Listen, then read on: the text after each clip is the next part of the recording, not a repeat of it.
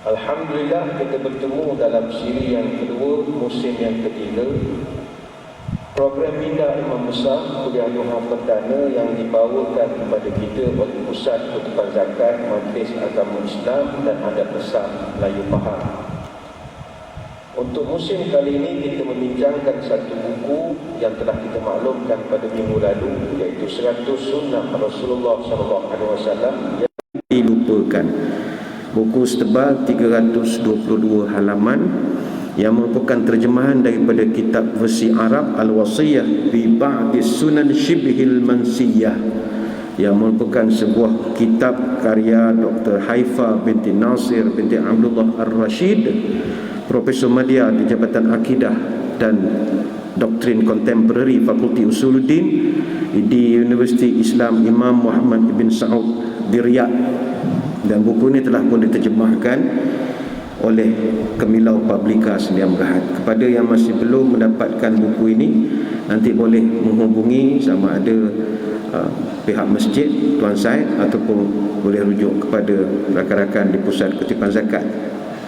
Kita dah beritahu pada minggu lalu buku ini ada 18 bab, dan insya-Allah pada pagi ini kita akan mulakan bab yang pertama. Walaupun saya dipahamkan ada yang masih belum ada kitab, tetapi kita hadisnya hadis yang ringkas dan pendek saja. Untuk hari ini kita mulakan bab yang pertama. Bab yang pertama ini adalah bab taharah. Taharah dalam arti kata, tuan kitab nak membawakan ada beberapa sunnah Nabi SAW yang hari ini kita dah perlupakan. Kita taharah tu kita faham, bersuci, berwuduk, mandi hadas dan berbagai-bagai lagi. Tapi ada beberapa perkara yang disebutkan di dalam hadis-hadis tentang bagaimana Nabi membuat benda itu. Maka dapat kita belajar dan dapatlah kita dapat pahala ekstra lah, mudah-mudahan. Pertama, dalam bab taharah ini ingin saya menarik perhatian tuan-tuan puan-puan sekalian. Dunia kedoktoran moden membuktikan bahawa Nabi Muhammad SAW adalah pengasas pertama kepada prinsip-prinsip pemeliharaan kesihatan dengan kaedah menjaga diri, yang mana kita tahu kemunculan wabak dan juga penyakit-penyakit menular ini sangat berkait rapat dengan bagaimana kita menjaga diri kita sendiri. Sebab itu sekarang ini terbukti bahawa sejumlah penyakit-penyakit menular yang sedang mengganas, dia berlaku pada musim-musim tertentu pada setiap tahun. Kalau kita perhatikan dengan mata hati, bahkan sebahagian penyakit menular ini dia ada edaran serangan dia ada duration dia jarang kekal lama, tidak. Sebab itu tidak ada penyakit yang kekal, dan kalau kita tengok dia memang ada musim dia. Saya ambil contoh penyakit campak ataupun polio. Ini sering menyerang anak-anak pada bulan September dan Oktober. Ini masih menjadi misteri. Ataupun demam banyak berlaku pada musim kemarau. Jaranglah ada orang demam pada musim sejuk. Ada tapi jarang. Penyakit kolera didapati muncul setiap 7 tahun sekali. Penyakit kudis biasanya dia akan serang 3 tahun sekali. Macam kita sekarang ini wabak pandemik wabak COVID-19 ini. Sekarang dah masuk fasa 4, artinya nak melangkah ke fasa endemik. Artinya benda ni juga tidak kekal. Dan kalau kita tengok wabak satu dunia 100 tahun sekali, 100 tahun sekali. Tahun 1720 berlaku the Great Plague of Marseille. 100,000 orang mati wabak ketika itu. Tahun 1820 datang pula kolera. 100,000 orang meninggal di Asia saja. Tahun 1920 datang Spanish flu. Itu yang orang tersasar sebut Spanish fly tu, sian tu orang kalau orang dia kuat dia cari silap orang. Spanish flu Itu ramai, 100 juta orang mati tahun 1920. Dan COVID-19 di Malaysia saja setakat hari semalam 28,492 orang meninggal. And counting. Dia nombor ni belum berhenti lagi. Dan di seluruh dunia setakat 26 hari bulan 10 hari semalam 4,959,558 orang terkorban disebabkan COVID-19 ini. Maka benar seperti mana dalam satu hadis daripada Jabir bin Abdullah radhiyallahu anhu, Nabi pernah menyebut ghattul ina'a wa auqus siqa'a fa inna fis sanati lailatun yanzilu fiha waba. Kata Nabi, tutuplah bekas makanan, ikatlah kantung air. Zaman dulu tak ada tumbler, tak ada bekas air termos macam kita, jadi dia pakai kantung air. Nabi kata makanan kena tutup. Kerana kalau pinggan tutupkan, kalau tak kita pakai tudung saji misalnya. Kantung air tu ikatlah, kata wa auqus siqa. Apa sebab? Fa inna fis sanati lailatun yanzilu fiha waba. Kerana sesungguhnya dalam setahun ada satu malam yang akan diturunkan pada malam itu wabak penyakit, kata Nabi. La yamurru bi ina'in laisa alaihi ghita'un aw siqa'in laisa alaihi wika'un illa nazala fihi min dhalikal waba. Maka tidaklah wabak itu bila dia melalui bekas-bekas yang tidak ditutup ataupun bekas air yang tidak diikat, melainkan wabak itu akan turun pada makanan itu. Hadis riwayat Bukhari dan Muslim. Ini dipanggil penyakit bermusim, dan itu kita akui. Tidak ada penyakit yang kekal kecuali penyakit yang kita deritai sekarang ini. Sakit kena cuci buah pinggang, ke jantung, ke manis, itu cerita lain. Dan penyakit bermusim ini memang Nabi SAW mengatakan ianya wujud dan dia memiliki waktu dia sendiri. Maka kita diminta untuk berhati-hati. Sebab itu para pakar-pakar perubatan mengakui bahawa Nabi SAW dia bawa satu budaya yang dipanggil preventive medicine, perubatan yang berbentuk pencegahan. Kalau kita lihat salah satu daripada fakta ilmiah yang baru terungkai selepas daripada manusia mengenal mikroskop, virus ini dia adalah penyebab kepada penyakit-penyakit menular. Dan ada juga penyakit menular ini disebabkan dia puncanya daripada hujan. Contohnya, yang mana hujan ini bila dia turun saja hujan, dia bawa pula melalui udara yang mengandungi debu ini tadi.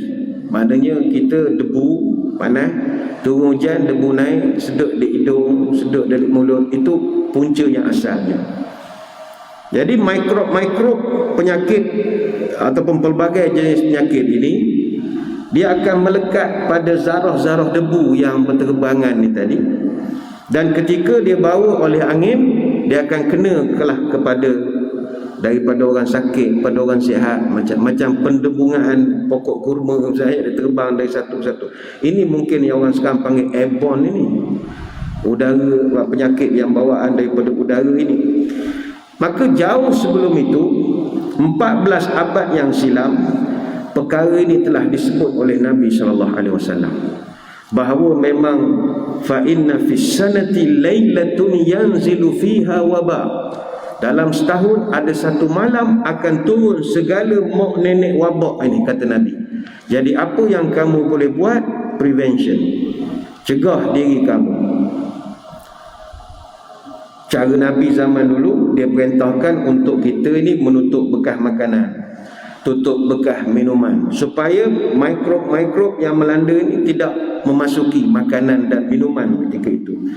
Dia sunnah dalam bentuk preventive medicine ini ataupun mikroorganisma ini.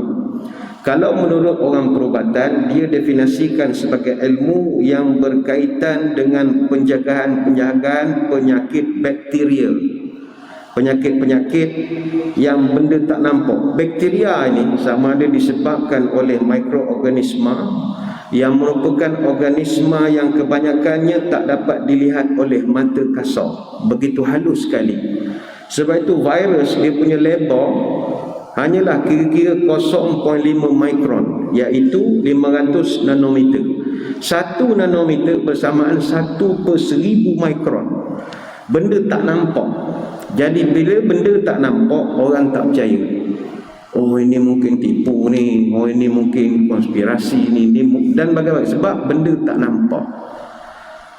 Tetapi dari segi teks hadis, kita percaya bahawa Nabi ada menyatakan inna fis sanah lailatun yanzilu fiha wabak.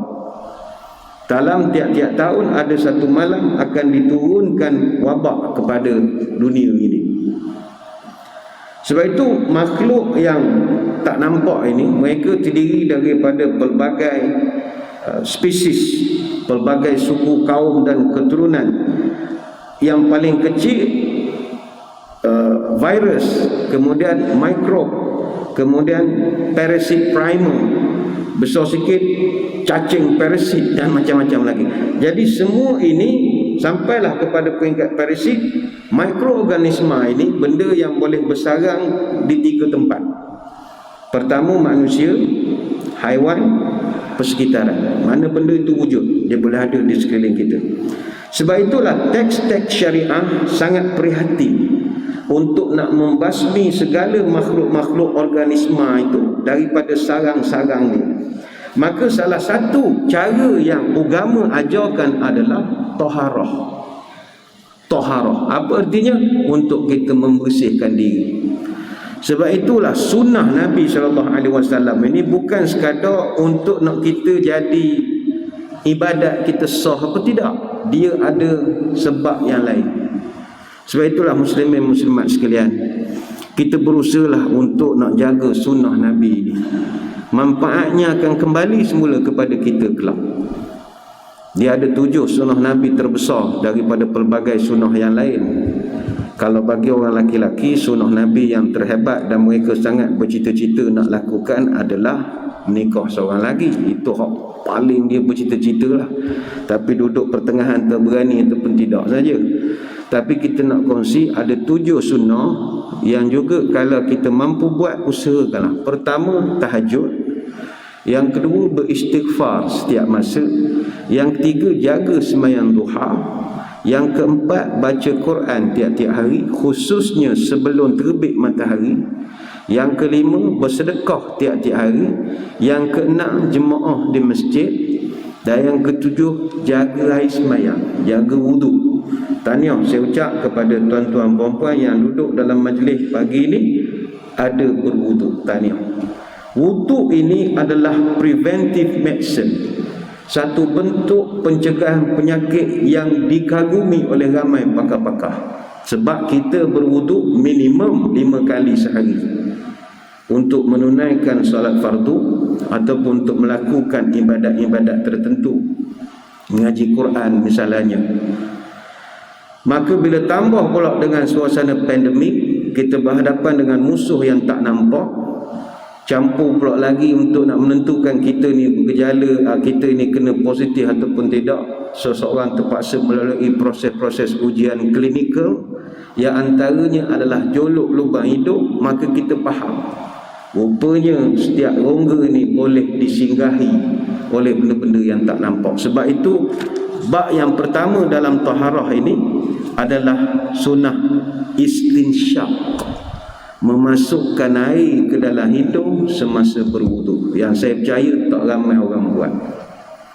Orang lebih ramai jolok hidung di klinik, masuk kapas, berbandingkan komo hidung tu dengan air. Ini kita akan terangkan nanti. Jadi muslimin muslimat sekalian, wudu itu sendiri manfaatnya besar. Selain daripada untuk kesihatan, kita tahulah dari sudut kerohanian, wudu ini menyebabkan seseorang itu hidupnya sentiasa didoakan malaikat. Dan ini kita hendak.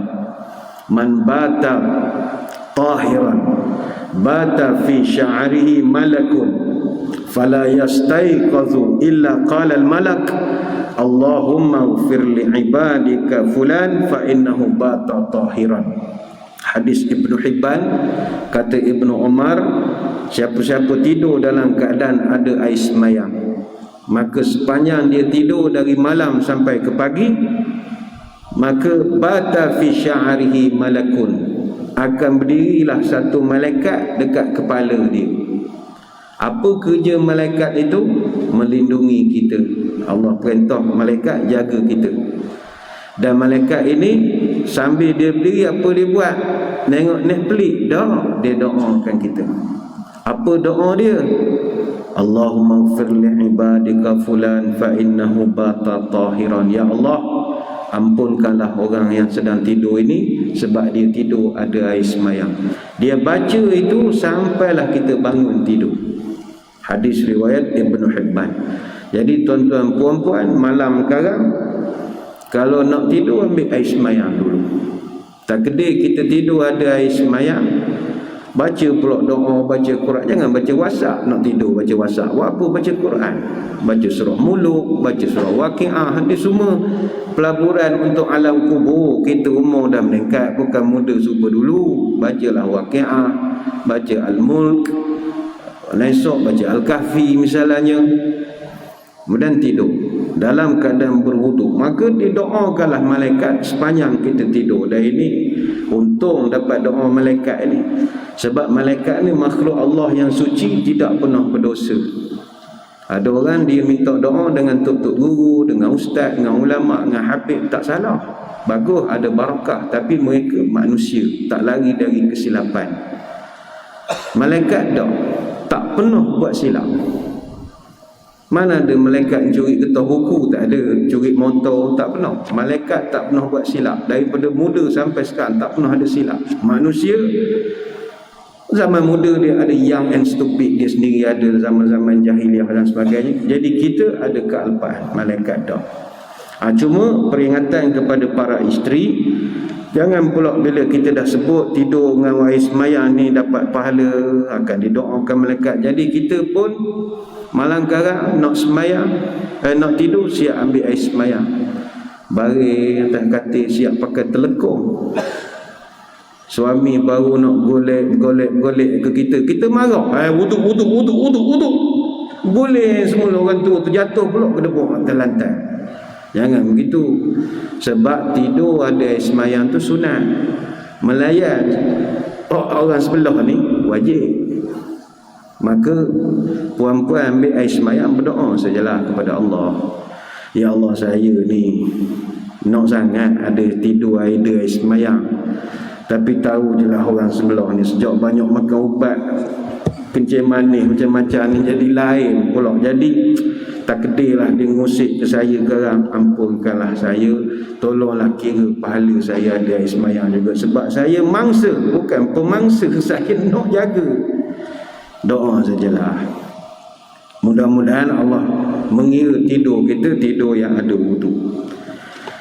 Wuduk ini kita kena ada sokmo-sokmo sebab, ataupun kita ambil wuduk ni sokmo-sokmo sebab bila kita ambil air semayang, dosa kita mengalir bersama air wuduk. Itu mahal tu. Ada satu hadis daripada Abu Hurairah, "Idza tawadda'a al-'abdul muslimu awul mu'min faghassala wajhahu kharajat min wajhihi kullu khati'atin nadhara ilaiha bi'ainaihi ma'al ma' aw ma'a akhiri qatril ma' aw nahwa hadha." Apabila seorang ambil air semayang, maka ketika dia membasuh mukanya, akan keluarlah segala dosa-dosa daripada mukanya, yang mana dosa itu berpunca bi'ainai, yang punca daripada mata dia. Dan contoh dalam perjalanan tadi kita nampak benda-benda misalnya yang tak sewajar ditengok dengan beria, tertengok beria misalnya, jadi itu dah kesalahan, datangkan syahwat misalnya. Jadi bila ambil air semayang, kesalahan tadi dia keluar bersama dengan wuduk itu tadi. Dan Nabi sambung lagi, wa idza ghassala yadayhi kharajat min yadahi kulli khati'atin batashatha yadahu ma'al ma. Bila dia basuh pulak tangan, kata Nabi, akan keluarlah pulak segala dosa yang dilakukan oleh tangannya. Hadis ni panjanglah sampai ke kaki. Hadis riwayat Imam At-Tirmizi. Sebab itu berdasarkan hadis ini, ada di kalangan ulama sepakat bahawa air wuduk itu jangan dilap atau jangan terus saja dibersihkan dengan kain selepas daripada kita ambil wuduk. Biarkanlah dia kering sendiri saja pada wajah dan anggota badan kita. Tapi ini saya fikir sesuai untuk negara kita. Kalau tuan-tuan duduk winter musim sejuk, jangan tebih main buat perangai begitu. Tak payah winter lah, pergi kamera Bukit Fraser pun tak larat kita, sejuk sangat. Lagipun kalau musim winter sejuk ini, dia kalau bulan 12 tak sejuk sangat. Januari lah biasa, Januari nak masuk Februari, itu kalau sejuk hot salji parah-parah lutut itu. Kalau tuan-tuan ambil air semayam biar saja air itu di muka, ada kemungkinan boleh kena rheumatism. Rheumatism ni dia attack tulang dengan sendi kita, lenguh, sakit. Masa saya duduk di luar dulu, memang itulah kebanyakan. Ada setengah orang ataupun jemaah kita pun lepas ambil air semayam musim sejuk tak nak lap. Kenapa tak nak lap? Oh ustaz ni meeting ni semua keluar dosa-dosa. Okey, masuk malangkan telefon, migraine, sakit kepala, macam-macam, rheumatism, dia tangkap sendi dengan tulang. Tapi kalau tuan-tuan tahan, ada orang antibody kuat, tak ada hal. Tapi kalau saya ingat kalau di Malaysia biar je lah, biar saya begitu segar, sedap. Jadi air itu akan meleburkan balik dosa-dosa kita. Yang kedua Nabi sebut, wuduk ini setiap anggota tubuh badan yang dibasuh dengan air wuduk, nanti hari kiamat ni akan keluar api, ada cahaya. Ada cahaya. Inna ummati yud'auna yawmal qiyamati ghurran muhajjalina min atharil wudu faman istata'a minkum an yutila ghurratahu falyaf'al. Sesungguhnya umat aku akan digelarkan sebagai umat ghurran muhajjilin, umat yang memiliki cahaya yang terang benderang disebabkan oleh bekas wuduknya. Maka barang siapa yang mampu antara kamu untuk memperluaskan lagi bahagian wuduknya, maka lakukanlah. Hadis Bukhari dan Muslim. Mana kita ambil air semayam pakai siku misalnya, tuan-tuan puan-puan nak ambil atas sikit tak ada masalah. Jangan mandi, sudahlah, mandi bab lain, ni wuduk. Apa tujuan kita keluar cahaya ini? Nabi kenal itu umat dia. Itu je, nak kenal mudah. Sebab manusia di padang mahsyar ada triliunan manusia. Jadi Nabi nak kenal pasti mana satu umat dia, mudah saja keluar cahaya pada bekas anggota wudu. Maknanya muka, tangan, telinga, tengkuk, kaki, itu puak aku kumpulkan setempat. Jadi itu tujuannya mengambil wudu. Wudu juga dalam hadis disebutkan boleh mengangkat darjat kita. Ada setengah orang bila sebut mengangkat darjat, dia kata biasa mengangkat darjat, tak ada lebih sangat. Dah, kena bayangkan mengangkat darjat ni macam naik pangkat. Daripada grade 48 naik jusasi, bukan 52, jusasi. Pindah grade, bukan naik grade. Ada orang sehari boleh naik 3 kenaikan pangkat pun ada. Pagi dia dapat 48, tengah hari dapat 52, petang kan grade 54. Ini dipanggil naik makam. Jadi wuduk ni kata Nabi dalam hadis Abu Hurairah, ala adullukum ala ma yamhullahu bihil khataya wa yarfa'u bihid darajat. Maukah kamu aku tunjukkan ada satu perkara yang kalau engkau buat, benda tu boleh hapuskan dosa dan mengangkat darjat kamu. Sahabat teruja dengar perkataan mengangkat darjat itu. Maka qalu bala ya Rasulullah, of course kami nak tahu ya Rasulullah. Kata Nabi mudah saja, isbaghul wudu alal makarih, sempurnakanlah wudu dalam keadaan kamu berat nak ambil air semayang itu. Ini contoh kalau kita duduk di tempat sejuk, Cameron Highland misalnya, Genting Highland, Fraser Hill, luar negara cerita macam tak guna sebab tak boleh keluar lagi. Musim winter misalnya, lagi tuan-tuan yang pernah duduk negara sejuk tahulah betapa bercintanya nak ambil air semayang. Sebab musim sejuk winter ini segala-galanya sejuk. Katil sejuk, bantal sejuk, tilang sejuk, kita taklah mampu supaya orang lain pasang pemanas. Satu rumah pasang pemanas heater itu. Jadi mungkin di ruang tamu adalah satu pemanas, tapi kadang bilik kita tak ada. Musim sejuk masuk bilik air pakai stokin, punya sejuk. Bagi tuan-tuan yang pernah duduk negara sejuk, pakai stokin, pakai selipar hotel tu tak cukup lagi. Bayangkanlah, nak istinja kita pakai air, wuduk pakai air. Lepas tu ada orang kata, kalalah semayang ni tak payah ada air semayang. Tobat aku rajin semayang, malas nak ambil air semayang. Atau perempuan yang dah make up mahal-mahal, panggil orang nak ambil pingat ke apa, make up mahal-mahal, bayar 200-300. Tiba-tiba nak kena semayang pula, Allah, kena cuci semula. Ni biasa berlaku dekat dengan orang pengantin lah. Pengantin dia make up daripada malam tadi, tidur malam tu, tidur duduk, tak nak rosak. Sebab mak andang siang esok sibuk banyak job lain, malam tu je dia free. Nak nikah esok, malam tu dah dia make up lepas isyak, lepas dia semayang, lepas tu tidur duduk nyandor nak nunggu hari esok. Kena hak zaman dulu buat rambut memang tidur berdiri lah jawabnya, tegak je rambut. Tiba waktu zuhur takkan tak semayang. Nak kata musafir, kita orang Kuantannya, dia jadi stres. Ketika itu kalau dia boleh korbankan berwuduk ketika sedang isbahul wuduk alal makarih, berwuduk ketika dia berada pada condition yang begitu bercinta sekali nak ambil air wuduk, maka Nabi kata orang ni Allah angkat darjahnya. Nabi sebut wa kasratul khuta ilal masajid. Yang kedua, engkau banyakkan langkah menuju ke masjid. Wa intizarus salati ba'da salah, dan engkau menunggu waktu semayang ke waktu semayang. Ini hadis riwayat Imam Muslim. Jadi salah satunya wuduk. Memang bercinta, tapi tak sepatutnya kita zaman sekarang jadi malas nak ambil air semayang. Sebab bukannya kena turun ke Sungai Pahang ambil wuduk. Dulu ia susah, duduk atas tepi, suami kuat ngusik, baru ambil air semayang. Dia usik pula pipi kita, Allah, turun balik ni, pergi ke jamban balik nak ambil air semayang. Ni orang luar jangan salah faham, jamban ni bukan tempat tak elok. Jamban ni kita punya marina, you know, marina, tempat parking boat apa semua tu. Dia turun balik ke jamban, naik balik ke tebing. Dulu letih, tapi sekarang ni saya tak fikir kita ada alasan untuk tidak berwuduk atau tidak menyimpan wuduk. Dan ada satu lagi saya nak kongsikan, wuduk ini, kalau kita makan sesuatu makanan dengan berwuduk, makanan tu jadi berkat. Berkat. Ada satu hadis Nabi sebut, barakatut ta'amil wudu'u qablahu wal wudu'u ba'dahu. Akan turunlah berkat kepada makanan itu disebabkan oleh wuduk sebelum makan dan wuduk selepas makan.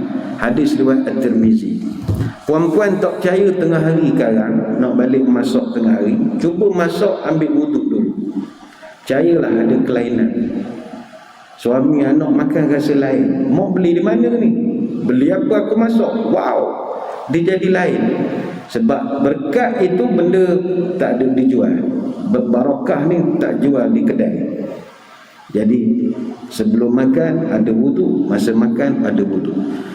Saya ingat zaman sekarang kita ni memang makan kena ada air semayang dah.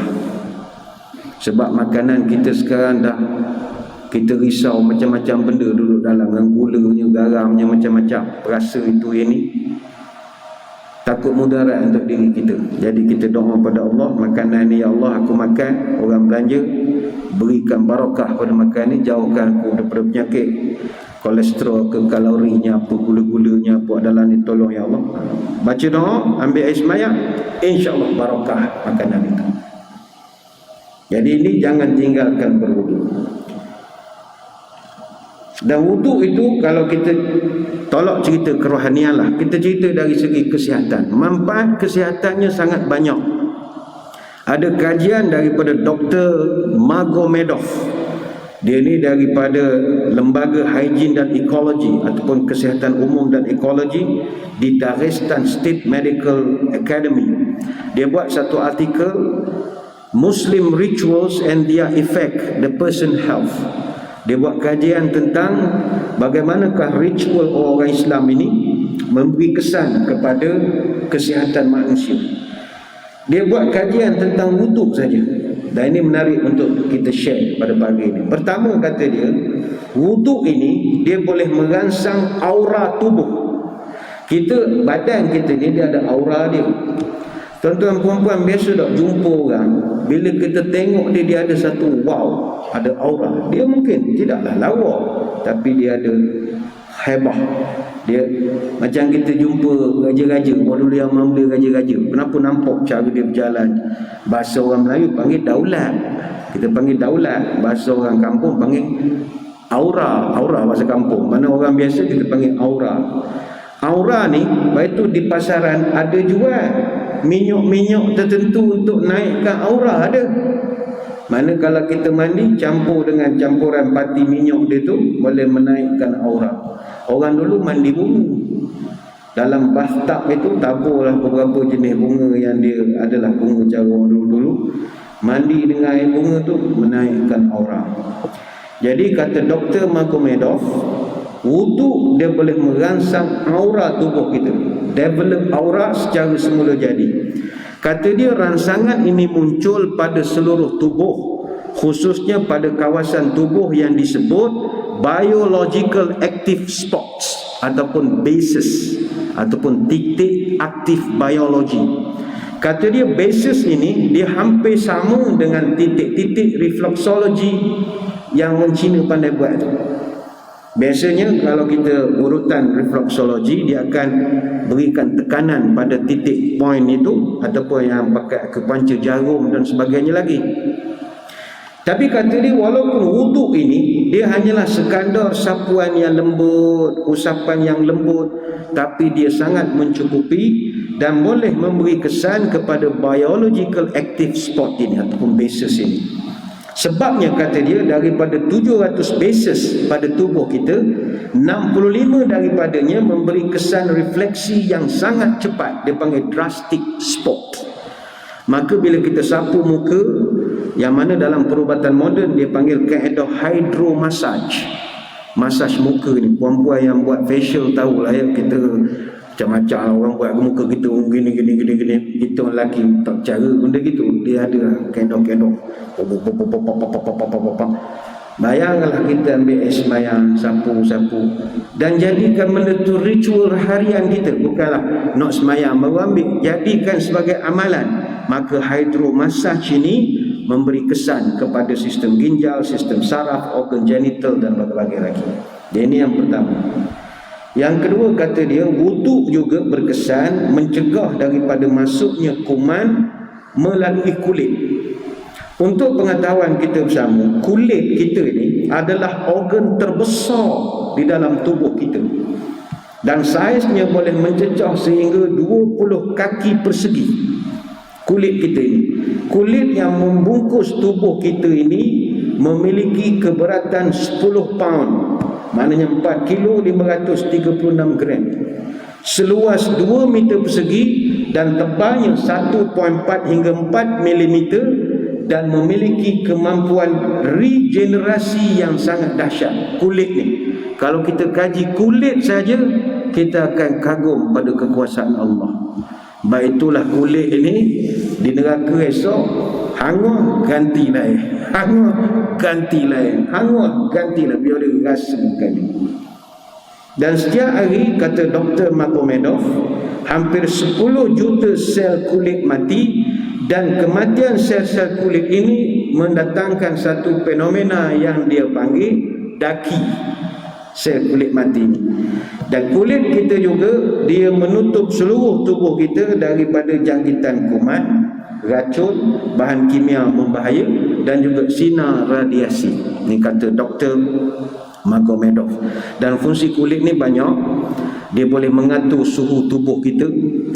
Dia boleh melakukan fungsi perkumuhan, macam perkumuhan yang buang air kecil, buang air besar. Kulit pun menjalankan fungsinya dengan cara liang-liang peluh, mengeluarkan peluh. Kulit ni dia hebat.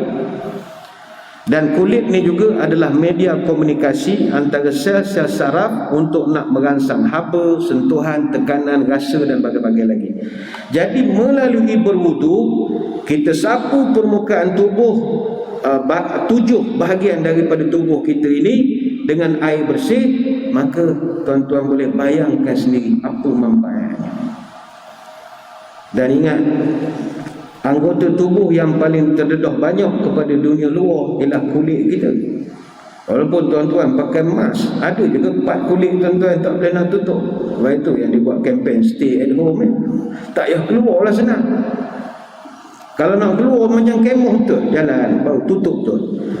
Kulit adalah bahagian yang paling banyak terdedah, dan kulit mempunyai paling banyak populasi mikroorganisma. Benda-benda halus mikroorganisma ini, sama ada bakteria, fungus, virus, alga, lain-lain, itu tak dapat nak elak. Sebab jumlah mereka 20 kali ganda lebih banyak daripada bilangan haiwan di dunia ini. Kita tak boleh nak mengelak.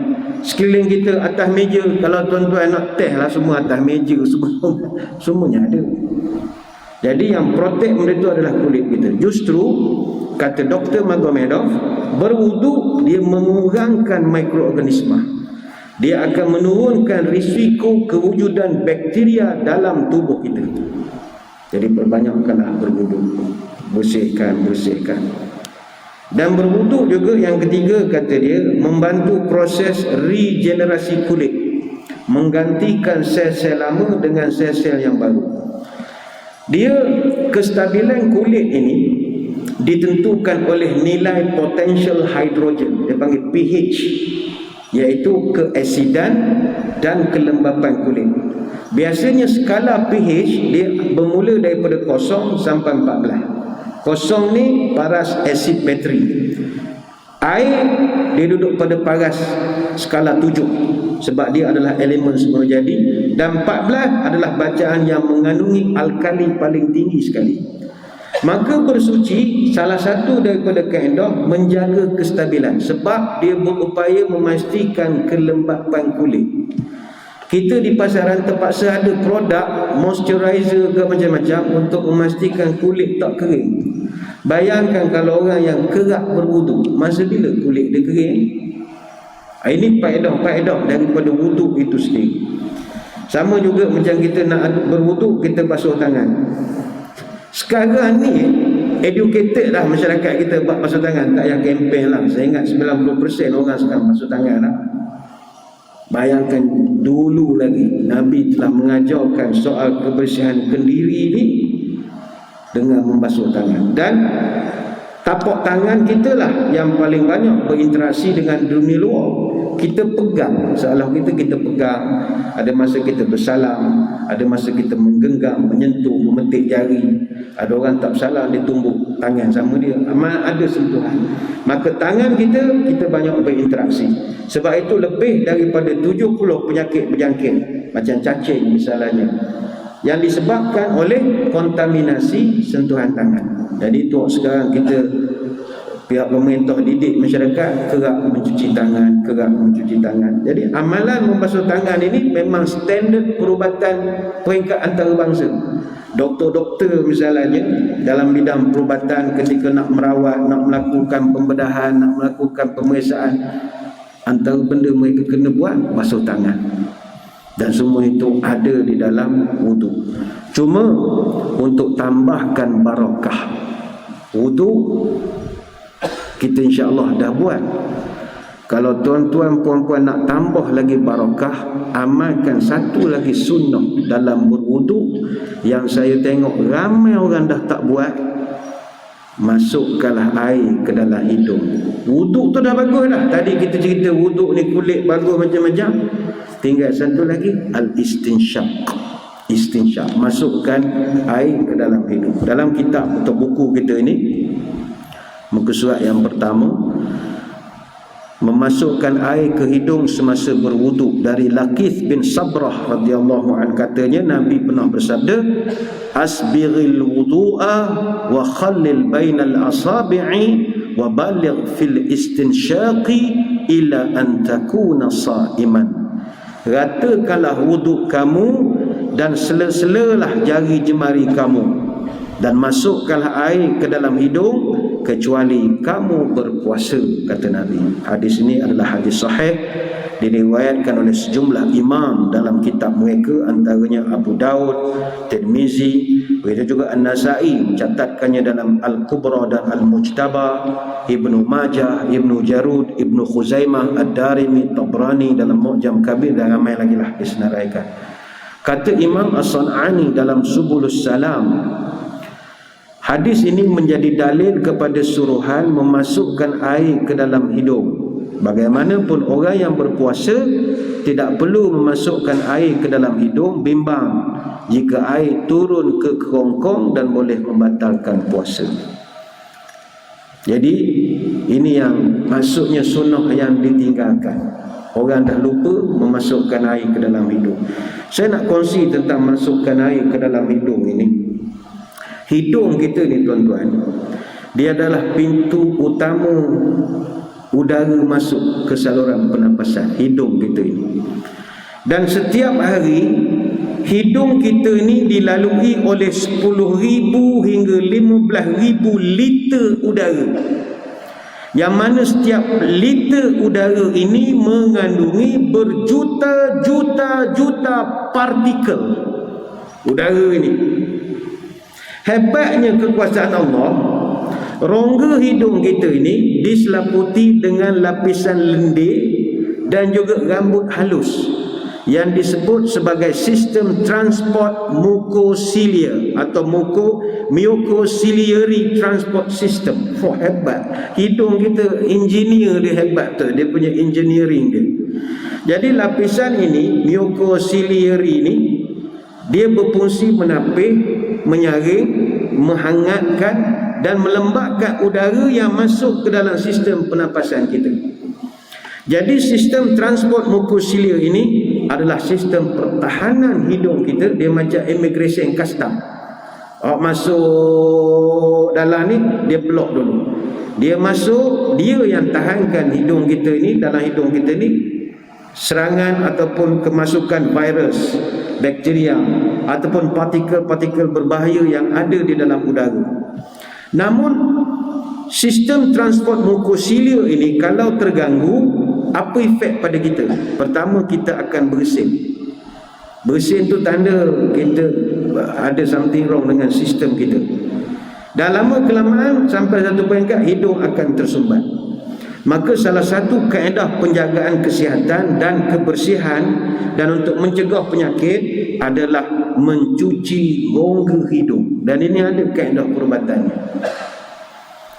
Dalam perubatan moden sekarang, teknik mencuci rongga hidung ini dia panggil nasal irrigation. Sejak pada abad ke-19, manusia dah mula buat kaedah mencampurkan air dan juga garam, sodium bikarbonat, untuk menyelesaikan masalah selsema, rhinosinus